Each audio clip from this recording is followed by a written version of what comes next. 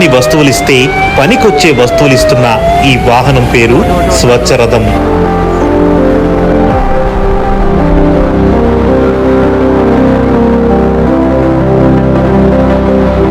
ఊళ్ళో మా చేపలు ఉన్నారంటే తొక్కు తోప తుడిచేసి రోడ్లు గీడ్లు తుడిచేసి శుభ్రంగా చేసేవారు.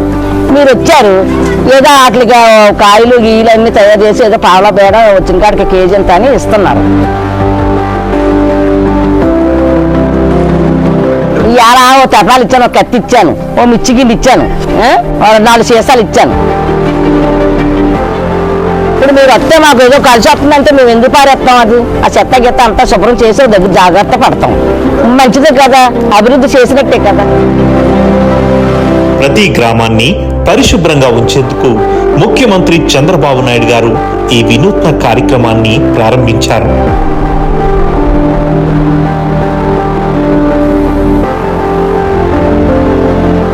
స్వచ్ఛాంధ్ర మిషన్ లో భాగంగా ప్రజల జీవన ప్రమాణాలను మెరుగుపరచడం, ఆరోగ్యకరమైన పరిశుభ్రమైన రాష్ట్రాన్ని నిర్మించడం దీని ప్రధాన ఉద్దేశం. పేస్టులు, సబ్బులు, షాంపూలు అన్నీ ఉన్నాయి.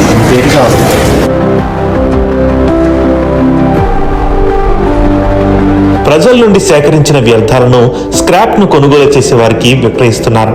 తద్వారా పల్లెలను శుభ్రంగా ఉంచుతూనే వ్యర్థాల నుండి సంపదను సృష్టిస్తున్నారు. ఈ కార్యక్రమానికి ప్రజల నుండి విశేషమైన ఆదరణ లభిస్తుంది.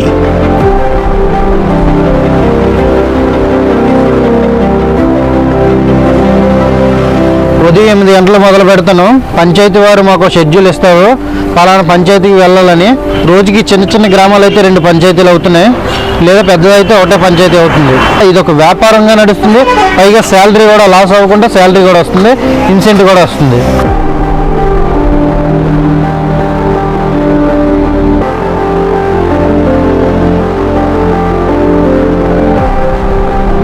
ఈ కార్యక్రమం ప్రారంభమైన తర్వాత గ్రామాల్లో శుభ్రత స్థాయి పెరిగిందని, స్వచ్ఛ రథాలు ఎప్పుడు వస్తాయా అని ప్రజలు ఎదురు చూస్తున్నారంటున్నారు గ్రామ సర్పంచ్ మరియు సెక్రటరీ. ఏదైనా సరే వేస్ట్ అనేది ఉండిపోతాయి ఇంట్లో నుంచి. ఈ స్వచ్ఛరథానికి తీసుకొచ్చి ఇస్తే వాళ్ళు ఏదైతే వెయిట్ ఇస్తారో ఆ వెయిట్కి తగ్గ రేటుకి ఏవైతే కిరాణా సరుకులు ఉంటాయో అవి ఇవ్వడం జరుగుతుందండి. దీన్ని రాష్ట్ర గౌరవ ముఖ్యమంత్రి వర్యులు మొన్న తాళ్లపాలెంలో 20వ తారీఖున దీన్ని ప్రారంభోత్సవం చేసి గ్రామంలో పర్యటనకి ప్రారంభించాము.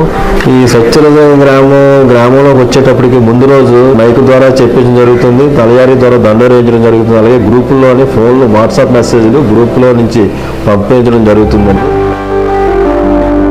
స్వచ్ఛమైన పరిసరాలు, స్వచ్ఛమైన ఇళ్ళు, స్వచ్ఛమైన కార్యాలయాలు, స్వచ్ఛమైన ప్రాంతాలు, స్వచ్ఛమైన మనసు, స్వచ్ఛమైన ఆలోచన, ఇది నా కాన్సెప్టు.